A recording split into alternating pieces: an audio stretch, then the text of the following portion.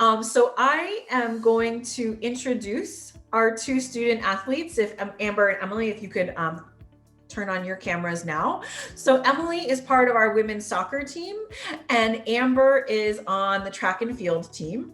So I really will just leave it to them now to speak about, their journey to studying in the U.S., why they chose Kentucky, and a little bit about the day in the life of a student athlete. And while they're talking, if anyone else has questions for me, you can drop them in the comments and I'll answer them there.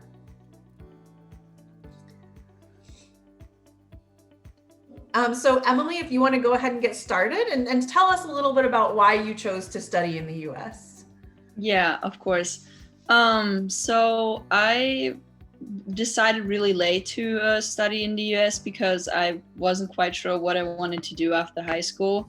And actually a former teammate went to the US to study here. So I looked into that, and it's like totally different than like from where I'm from. Like the opportunities to get here, like with the sports and the school, like the academics combined, is really great. And I really liked everything, like how it was set up here and the organization. So I applied for in an organization at home, and they put me in touch with Kentucky, and Awesome. How about you, Amber? Why did you decide to study in the US? Oh, you're still on mute. I had always wanted to attend school in the US. My mom actually went to school in the US also. I felt that the universities in the United States would offer me a more dynamic education opportunity, and I just really wanted to have that a broad college experience. Cool. And so Amber, from studying to the US to studying UK, why did you choose University of Kentucky? The University of Kentucky had one of the major factors that really influenced me attending here was definitely the dorms. I was really impressed with the suite style. It offers a lot of privacy, and given that I'm majoring in architecture, I really wanted to have a space that was more modern, contemporary, somewhere where I could like have privacy and be able to like talk to my family and just really create a space that felt comfortable and like home. What about you, Emily? What factors went into you choosing to come to UK? Actually, it was like one simple factor for me, and it was like the size of the university. Like I had a couple offers from like smaller universities, but I really wanted to experience like the big college life of like a big university, and especially with all like the athletic programs we have here too, like going to a like basketball game, for example, especially like UK men's basketball was like a factor for me to like go here. Yeah, absolutely. When I talk to a lot of our international students and I ask them, well, what should I tell other international students about going to UK? They tell them that you have the opportunity to see NBA level games like right on campus for really cheap prices. And I know that's something that a lot of our students really like.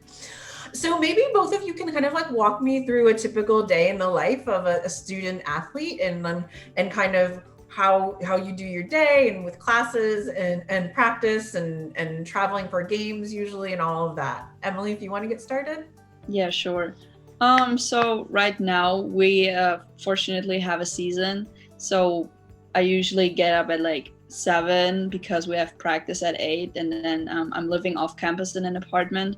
So we like drive there, and then we have practice until like 11ish, and then I usually get home, eat, take a shower, and then I start like doing my classes until like the afternoon, and then I honestly like just like chill in my room, watch some Netflix, and like just like cool down a little bit. Yeah.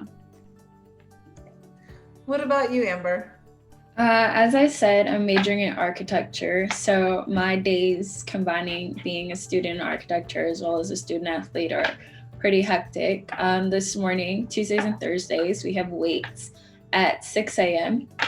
And I usually have studio from 2 to 6 on Monday, Wednesday, and Friday. So oftentimes I end up practicing by myself instead of practicing with the rest of the team. After practice, which usually ends around 5:30 or 6 o'clock on Tuesdays and Thursdays, I usually go to training table with my roommate who's also on the team, and we fuel up for the next day.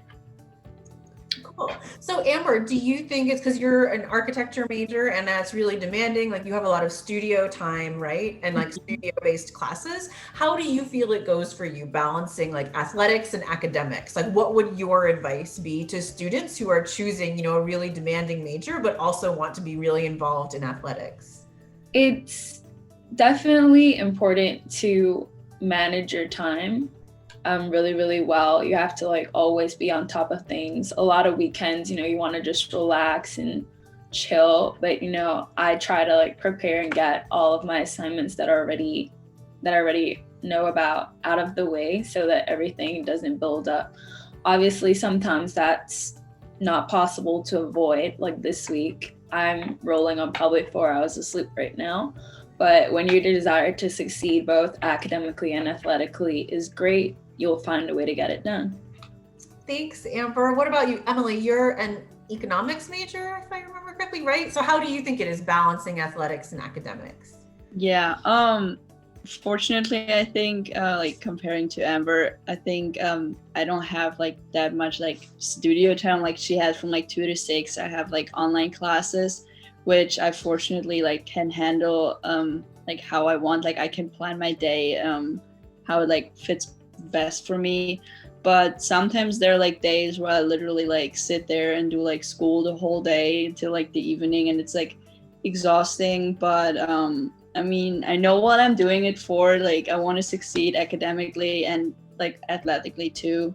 So and if I like plan my day right, there's like always like even time to do like an extra workout or whatever to like also put like the extra work in like for the athletic piece. And I think planning is like really important, and when you get that done, then you're gonna succeed. Awesome. And so in addition to being, you know, student athletes at University of Kentucky, both of you are international ambassadors. So you're part of our international ambassador team, which is also a scholarship program. So you could maybe talk a little bit about what it means to be an international ambassador. Emily, if you want to start. Yeah, sure. It's like a family, I think. Like the atmosphere is really like a family. You like get to know a lot of people from like all over the world, and it's like nice to like we can't really meet right now, but like still like everybody is like different, but like to connect with everybody. And we have like social events to like connect even more, even though we have like virtual meetings right now. But it's fun to meet like people from all over the world and like hear about them. Amber, what about you? What do you think about, what would you want people to know about the International Ambassador Scholarship Program? Like Emily, I agree that the International Ambassador Program feels like a family. Coming to college, I was really nervous about like making friends and just being in a totally new environment, really far away from home, because I'm a bit of an introvert.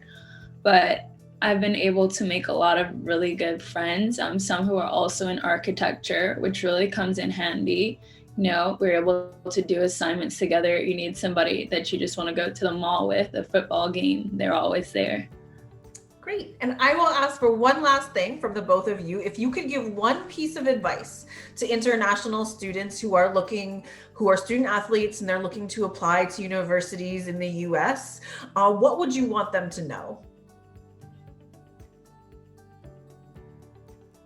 Amber, what would you want them to know? I would probably suggest that whilst the coaching staff plays a very, very important role in your decision to attend a university, do not let that be the sole decision as to why you go to a school. Some coaches may, at the last moment, decide to switch, and you should really ensure that even if you're unable to transfer with that coach, that college that you decide to attend is somewhere where you can truly see yourself having a happy experience for the next 4 years. I would also say too, don't always wait for a coach to reach out to you. Try and get in touch with them. There's a large pool of people for coaches to choose from. And so really put yourself out there.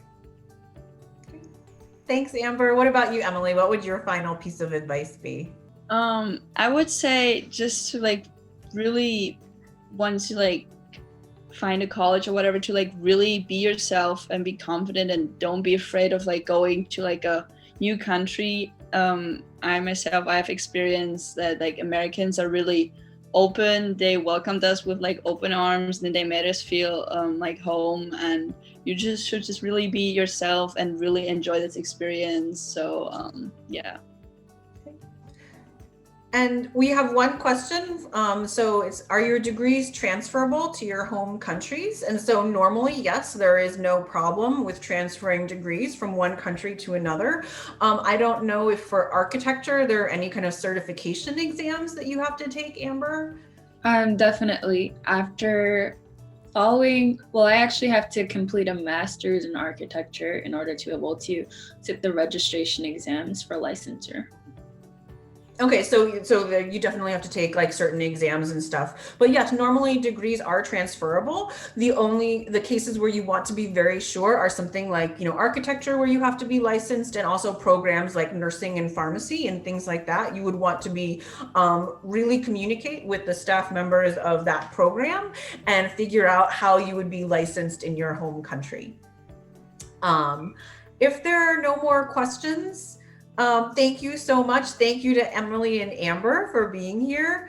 And thank you, to CollegeTrackr for organizing this and having us. I'm going to drop my contact in the chat.